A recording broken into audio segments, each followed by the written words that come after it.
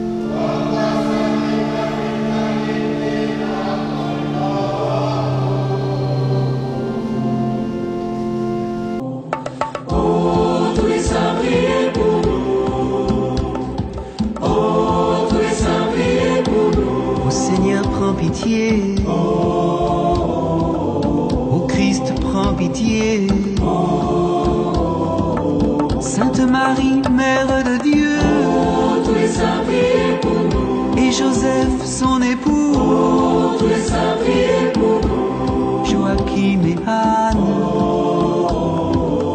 Jean-Baptiste le précurseur, Abraham et Moïse, Tous les saints, priez pour nous. Élie et tous les prophètes, Tous les saints, priez pour nous. et tous nos pères, témoins de Dieu. Pierre, Paul et André, Tous les saints, priez pour nous. Jacques et Jean, Tous les saints, priez pour nous. Thomas et Philippe, apôtres du Seigneur, Marc, Luc et Matthieu, Tous les saints, priez pour nous. Marie-Madeleine, Tous les saints, priez pour nous. Étienne et Barnabé, témoins de la résurrection. Ignace d'Antioche et Laurent, Tous les saints, priez pour nous. Perpétue et Félicité, Tous les saints, priez pour nous. Agnès et Blandine, martyrs de tous les temps, Irénée et Athanase, Tous les saints, priez pour nous. Ambroise et Augustin, Tous les saints, priez pour nous. Léon et Grégoire, gardiens de l'unité. Basile de Césarée, Tous les saints, priez pour nous. Jean Chrysostome, Tous les saints, priez pour nous. Cyril et Méthode, Séraphin de Saron, Benoît et Martin, Tous les saints, priez pour nous. Antoine et Bruno, Tous les saints, priez pour nous. Bernard de Clairvaux, et tous les moines chercheurs de Dieu. François et Dominique, Tous les saints, priez pour nous. Antoine de Padoue, Tous les saints, priez pour nous. Bonaventure, Thomas d'Aquin, Claire d'Assise, Tous les saints, priez pour nous. Catherine de Sienne, Tous les saints, priez pour nous. Brigitte de Suède, toutes les consacrées au Seigneur. Ignace de Loyola, Tous les saints, priez pour nous. François Xavier, apôtre de l'Asie, Tous les saints, priez pour nous. François de Sales et Jeanne de Chantal, Thérèse d'Avila, Tous les saints, priez pour nous. C'est la nuit.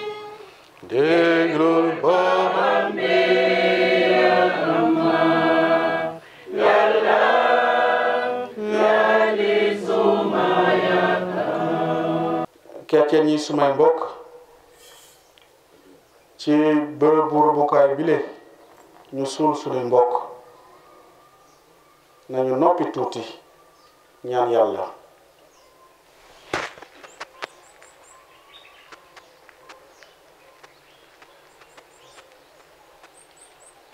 Évangile de Jésus-Christ selon Saint Jean.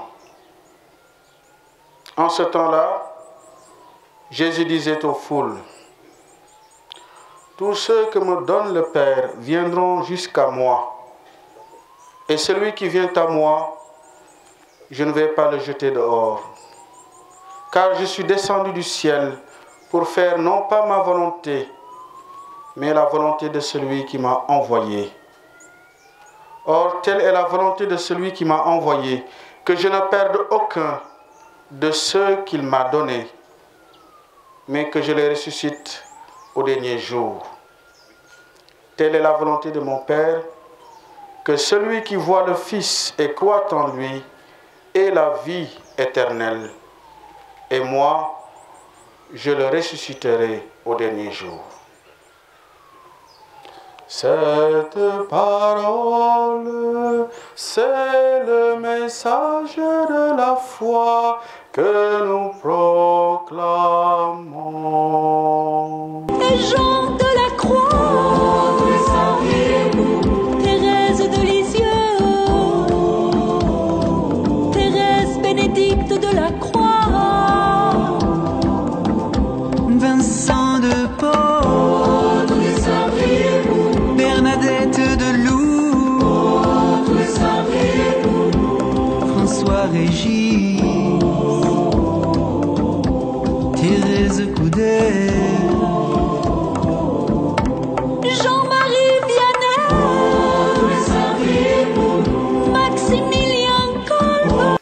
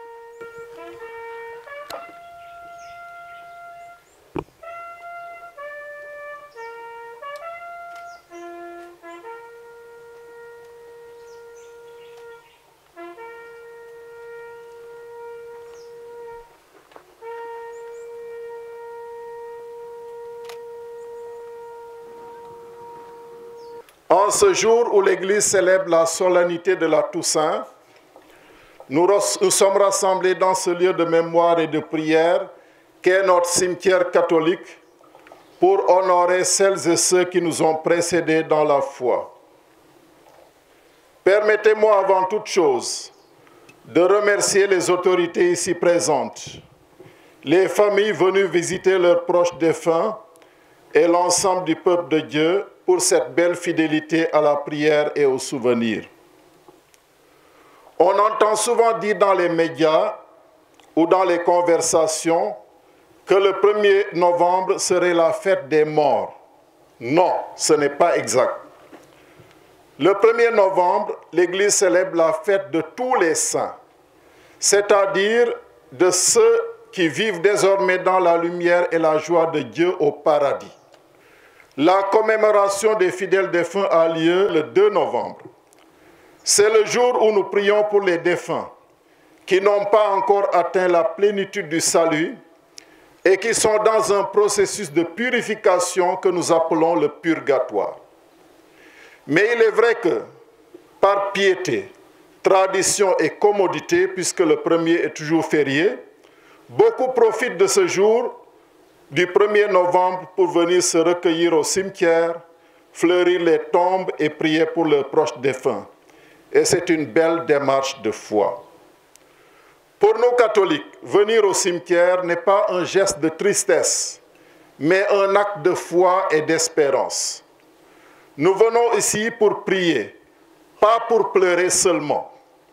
Nous venons rendre grâce à Dieu pour la vie de tous ceux qui nous ont quittés et implorer sa miséricorde pour qu'il les accueille dans sa lumière. La mort n'est pas la fin, elle est un passage vers la vie éternelle. Comme le dit Jésus, « Je suis la résurrection et la vie. Celui qui croit en moi, même s'il meurt, vivra. » Ainsi, en venant ici, nous affirmons notre foi en la résurrection des morts et nous ravivons notre espérance que nous serons un jour réunis avec eux dans la gloire de Dieu. Nos prières ne sont donc pas inutiles. Elles sont un acte de communion entre les vivants et les morts. Nous croyons que l'amour est plus fort que la mort et que Dieu n'oublie aucun de ses enfants. Je voudrais, au nom du diocèse de Thiès, exprimer ma profonde gratitude à vous, Monsieur le gouverneur, et à l'ensemble des autorités administratives et militaires pour leur présence fidèle à ces cérémonies et le respect des traditions religieuses de notre ville.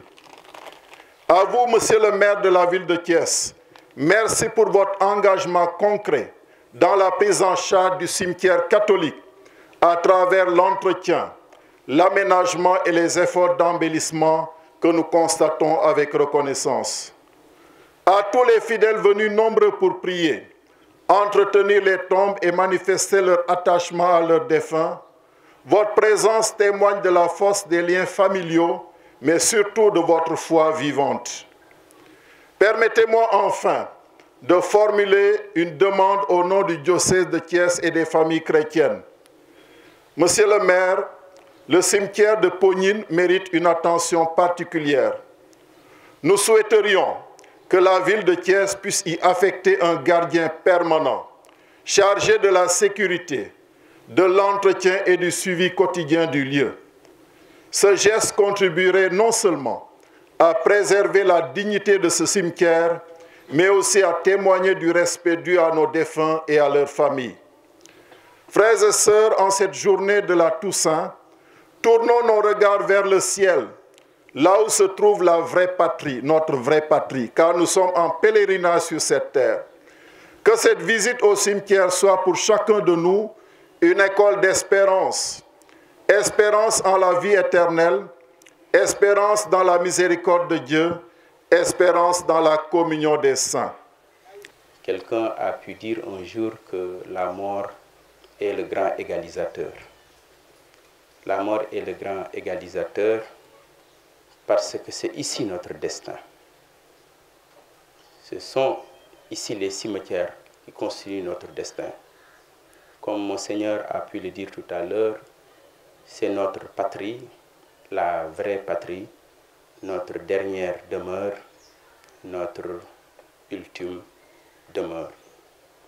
Pendant que nous sommes encore en vie, profitons encore de cette vie pour réaliser de belles et de bonnes choses et qui pourront peut-être faire que demain nous pouvons espérer le pardon, la grâce auprès du Seigneur.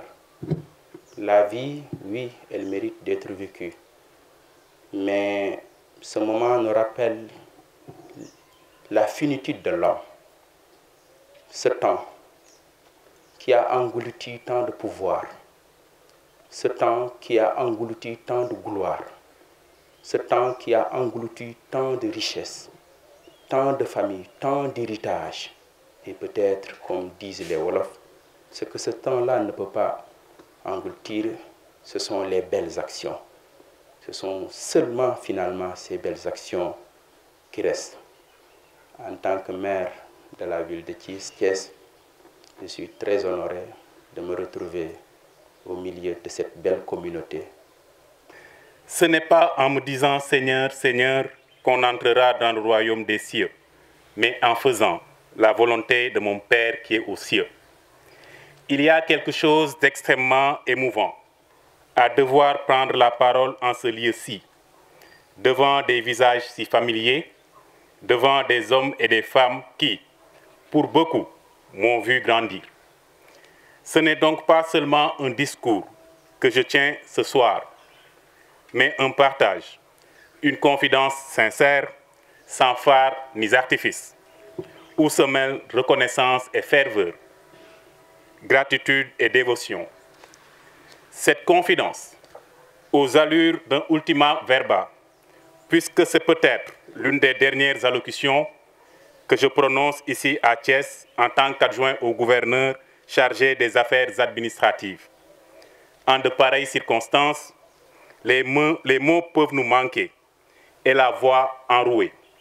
Mais puisqu'il faut parler, il faut qu'on prenne la parole. La parole, en de pareilles circonstances, devient un acte de mémoire, un acte de foi, un acte d'amour envers la terre qui nous a façonnés, les cœurs qui nous ont portés. Cet après-midi, en cette solennité des saints connus ou inconnus, je voudrais donc, chers frères et sœurs, m'entretenir avec vous sur un mot qui m'est cher, un mot qui fonde quelque part la Toussaint, à la fois de par son étymologie et de par son ontologie. Il s'agit de la sainteté. Il m'a fallu plusieurs jours, je l'avoue, à chercher les mots justes pour définir ce qu'est la sainteté. J'ai feuilleté des livres, relu des pages d'évangile, médité des homélies. J'ai essayé d'en trouver une formule claire, une phrase qui en capture l'essence, mais chaque fois que je croyais m'en approcher, elle m'échappait, comme une lumière trop pure pour être saisie. La sainteté, me disais-je finalement, n'est-elle pas le mystère même de Dieu reflété dans la fragilité des hommes? Comment donc la réduire en une simple définition? Et puis, récemment, presque par hasard, en regardant l'un des derniers entretiens que Monseigneur Benjamin Ndiaye a accordé en tant qu'archevêque de Dakar, j'ai commencé à avoir une idée. Reprenant les paroles du Christ dans l'évangile de Matthieu, Monseigneur dit aux journalistes, avec une simplicité bouleversante, « Ce n'est pas en me disant « Seigneur, Seigneur » qu'on entrera dans le royaume des cieux, mais en faisant la volonté de mon Père qui est aux cieux. » Ces mots ont résonné comme une épiphanie, une révélation. C'est à travers ces mots que s'est ouverte en moi une lumière nouvelle sur ce qu'est la sainteté.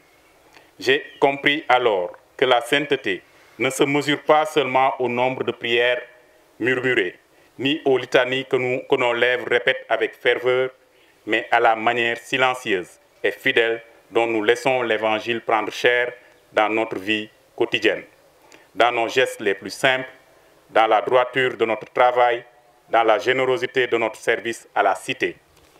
À ce titre, la doctrine sociale de l'Église, héritière de cette vision évangélique, éclaire ce lien sacré entre la foi et la vie publique. Elle nous apprend que le bien commun n'est pas une abstraction administrative, mais une exigence morale, celle de construire ensemble une société juste, fraternelle et solidaire. Elle nous dit que la charité n'exclut pas la responsabilité, que la prière n'est pas une évasion, mais une force qui pousse à agir.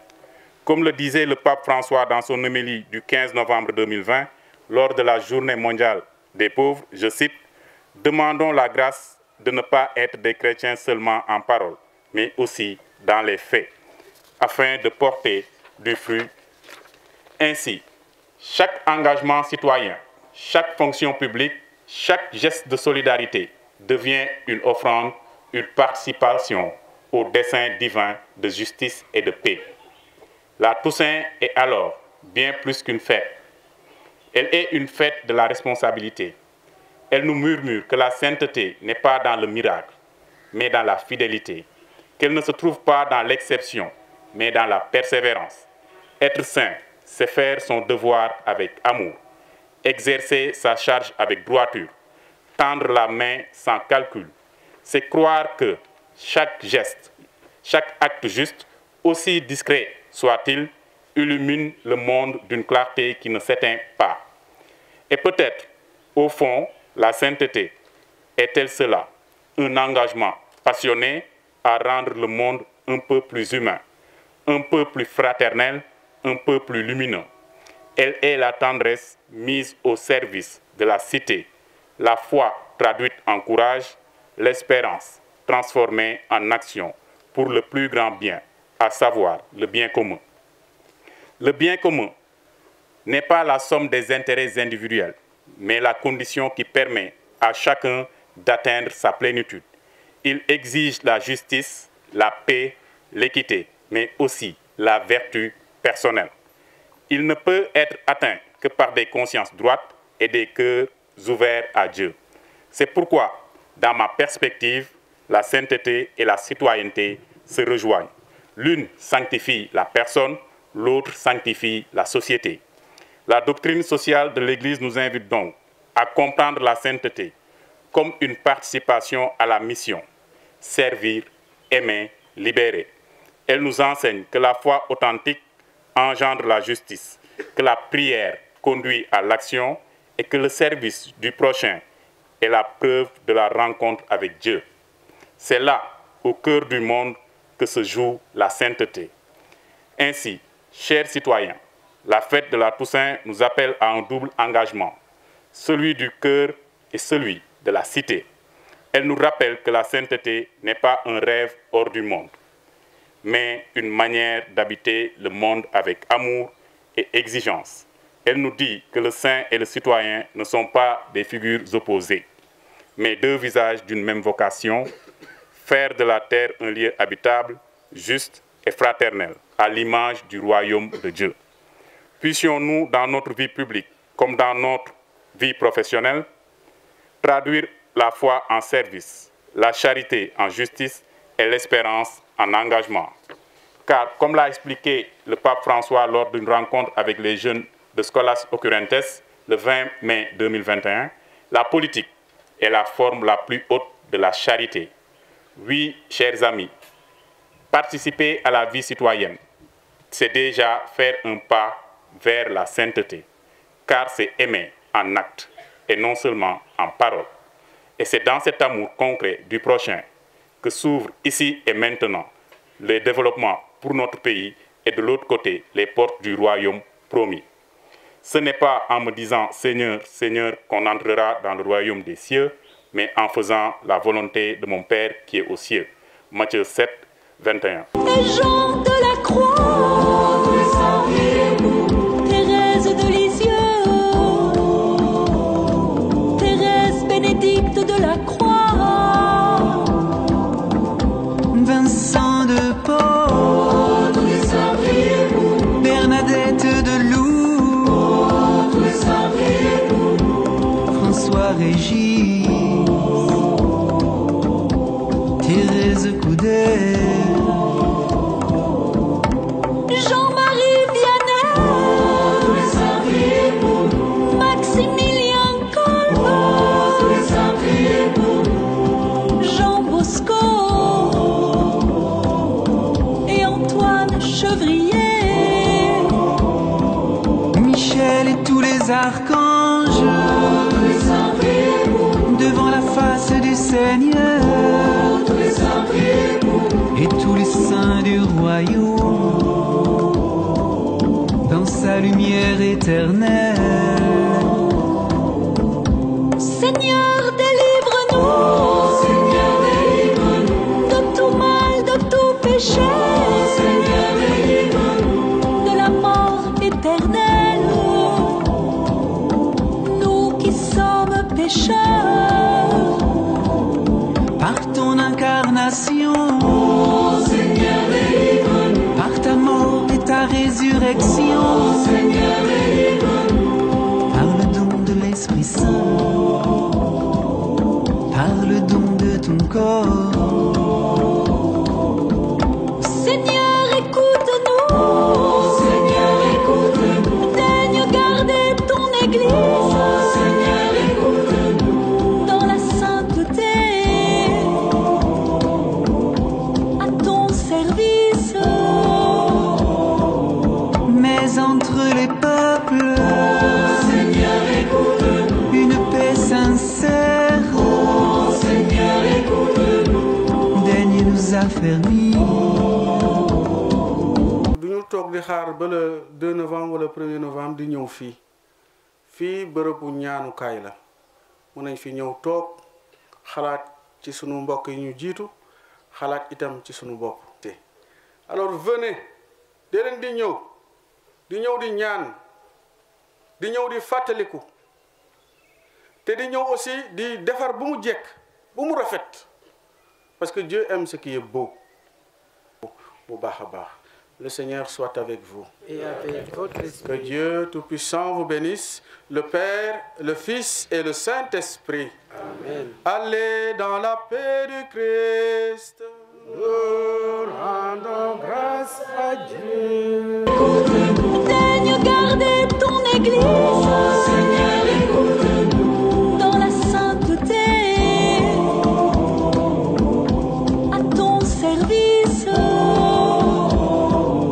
Mais entre les peuples, une paix sincère, daigne nous affermir comme serviteurs de l'unité. Et ceux que tu appelles, daigne les bénir, daigne les sanctifier.